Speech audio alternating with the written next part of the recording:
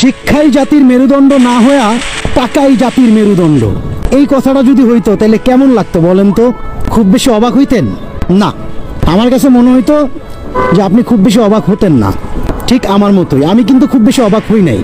এই কথাটা কেন বললাম? কারণ বর্তমান সময়ে ভাই টাকাই most important part in our life. প্রত্যেকটা ক্ষেত্রে, প্রত্যেকটা সিচুয়েশনে, প্রত্যেকটা সময়ে মানে টাকার কোনো বিকল্প আপনি কোনো কিছুই পাবেন না, ঠিক আছে? টাকা থাকলে যা ইচ্ছা তা করতে পারতেছেন, সব কিছুই করতে পারবেন। হ্যাঁ, যেটা আপনার ইচ্ছা, যেটা আপনার আশা ভরসা, অনেক ড্রিম, আরও অনেক কিছু, সব কিছুই পূরণ করতে পারতেছেন। আর শিক্ষা হইলে কি হবে? ওই শিক্ষার জন্যই হয়তোবা দিন শেষে আপনার একটা ভ্যালু, আপনার সম্মান হয়তোবা কিছুটা হলেও বৃদ্ধি পাবে। বাট শিক্ষা জাতির মেরুদণ্ড না হয়ে টাকাই জাতির মেরুদণ্ড হওয়ার কথাটা কেন বললাম? একটা সময় ঠিকই ভাই আপনি আপনার শিক্ষা অর্জন করছেন ওই টাকা ইনকামের জন্যই, ঠিক আছে? খাওয়া পড়া বাইচা থাকার জন্য না।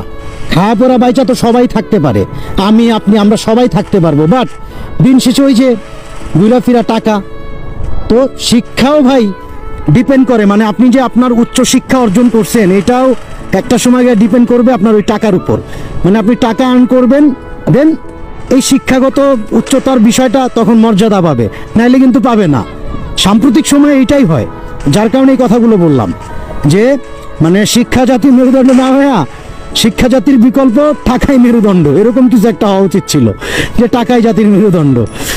হ্যাঁ, এটাই সত্যি ভাই, এটাই রিয়েলিটি, এটাই বাস্তবতা। এটা আপনি মানেন বা না মানেন, কথাগুলোতে তো হইলো এটাই সত্যি। যার কারণে এই কথাগুলো বললাম যে দিন শেষে আপনার ভ্যালু মানে ডিপেন্ড করে অনলি অন এই টাকার উপর, কারণ টাকাই most important part in our life. আর দ্যাটস ওয়াই এই কথাগুলো বলা। ভালো থাকবেন, আল্লাহ হাফেজ।